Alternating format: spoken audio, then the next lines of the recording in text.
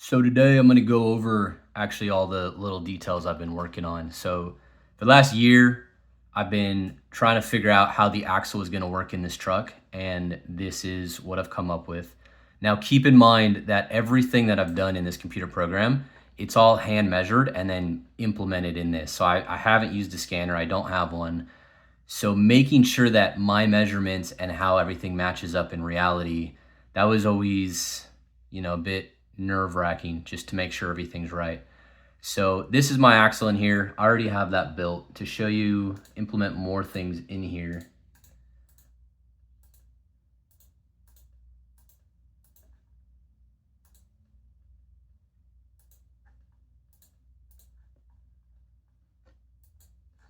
So this is what I've been working with. I kind of have my frame roughly in here, but everything was going off of measurements, and this axle is at full stuff in this program.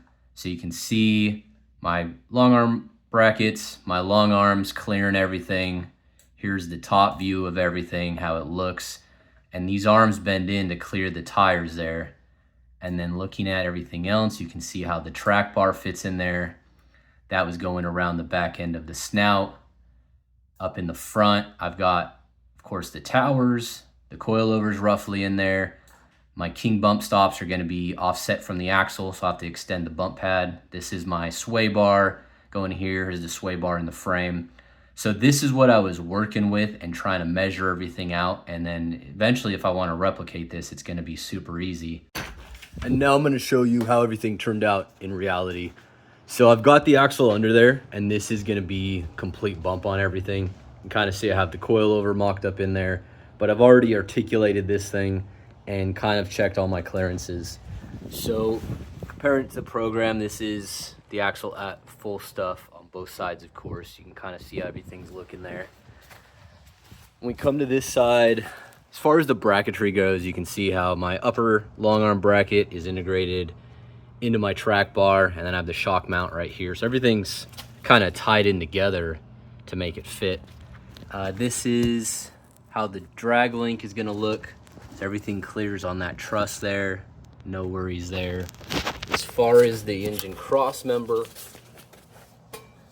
this is, I can easily stick my whole hand in here, so it clears this quite easily. And once it's articulating, it's just going to pull away from the frame itself. So this is the absolute closest it'll ever get.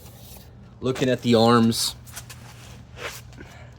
there's the long arm brackets. You have the arms. You can kind of see where that oil pan ends up to relatively to this thing at full stuff, and how kind of tucked in everything ended up being.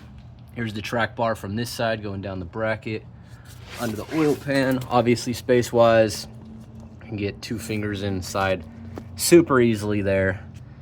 Going to the other side, and one of the things of what made this whole design hard is the track bar has to be the same length of the drag link, otherwise you're going to get a lot of bump steer, and it has to be the same angle. So to fit that same length track bar in here, you've got to have it sticking out of the frame. And if I had these upper long arms tucked in anymore, it'd be hitting that, because as this gets an articulation, it is going to get closer to the frame. But that was the challenge of this axle, because on the Dodge axle, for example, these axle tubes kind of went probably to here, and I'm just kind of giving you just a rough idea. But these C's and the knuckles are so much bigger on this axle. There's a lot bigger spacing here, so it jets out here, and these axle tubes are shorter.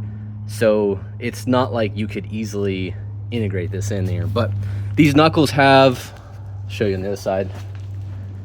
These knuckles have a factory threaded part for the shock. So it's tied in here, and then this all comes in, and then it's all boxed together on the backside for strength. Everything's 1/4 inch.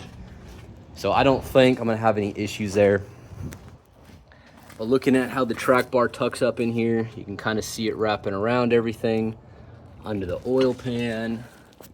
Kind of get from this view and get under here. But there is still plenty of room, which I feel pretty proud about myself since I made this all in the computer and everything does work out. So this is me. I can still stick all my fingers around the track bar. It gets close to that frame, but it still clears. And when it's in full bump, it's only going to be here for a second, because this is me hitting something hard at speed. You can kind of see how the track bar mount clears everything there. So this is how everything's turned out. It's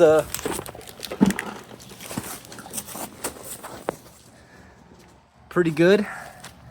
The modification on this ram part, you can see how I have it clearanced out for the pitman arm nut, and then the pitman arm angle itself is matching with that truss very well. Even on lock to lock, it doesn't hit the ram mount at all. Once the hydraulic cylinder is in here, I'll show you that, but that clears everything super easily. You can see the oil pan, how much room I have from the drag link to that. And again, and I've got to figure out how I'm gonna box this, because when this is articulated, so the driver's side all the way down and the passenger side all the way up, that drag link of what you're looking there, it gets about a 1/16 of an inch from the top of that frame, and that's full lock passenger side with the passenger side axle all the way up. That's where it gets the tightest clearances. So that's why that notch is there, and it'll be a lot more clear once I get it on a later video. But this is the coilover at full bump this way. It's not set, it keeps falling, but this will be about 3/4 of an inch up.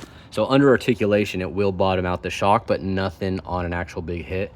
And the difference between the bump stop and this coilover, for it to actually bottom out on the coilover without the bump stop, this tire on this side will have to be about 1 foot higher than that one, which is about 6.5 inches of shock stroke. So under full articulation, it's going to bottom out the shock no problem. And high quality shocks can bottom out. They're designed to bottom out with the weight of the truck. It's just not designed to take a big hit, which is why you want the hydraulic bumps. So that kind of gives you a rough idea of how I have everything.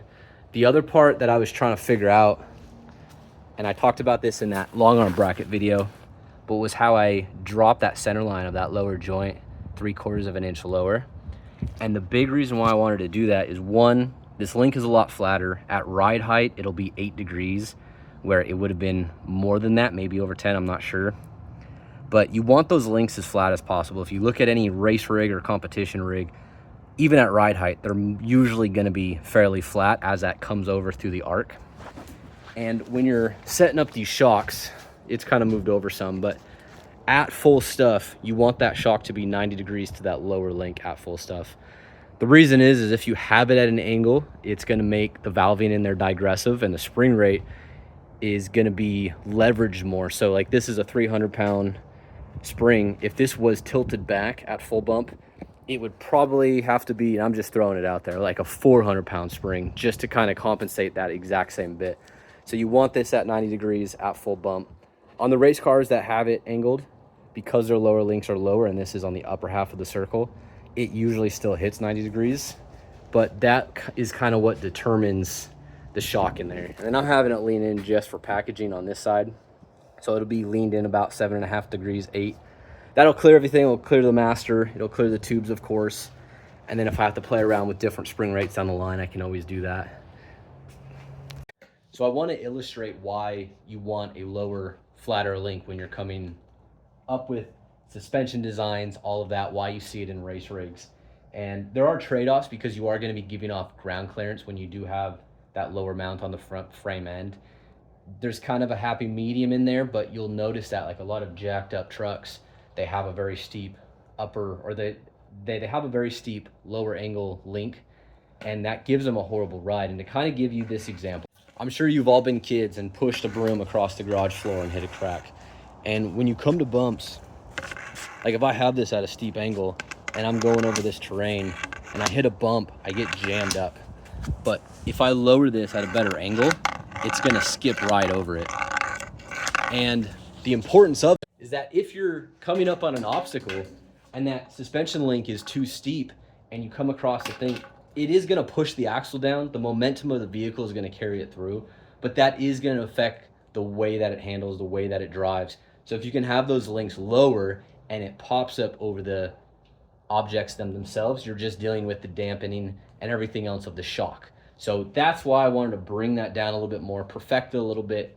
But yeah, this is a daily driver rock crawler. I want to drive this everywhere, and I want it to be as nice a ride as possible while still being completely capable as possible. But that's it. The next few steps I have to do is come up with a shock mount for that Upper coilover, I got to have some kind of brace from one tower to the other tower. If you don't do that because of the leverage, it's going to flex and crack or break off on the frame. So you need to get some kind of support from tower to tower. I got to do these outside frame plates still. And then in this area, I got to box it. So like I said, this bar comes about 1/16 of an inch from this area at full stuff on the passenger side, or full flex and then full lock. So I got to box this in. I don't want to lose this clearance at all, so I got to come up with some structure in here. Keep the strength because I don't want this to kink. I don't want it to break over time, so I probably got to strengthen up this frame a little bit more. But as you saw in the last video, I did have that plating on the inside. So that's where I'm at now. Next video, hopefully I'll have more.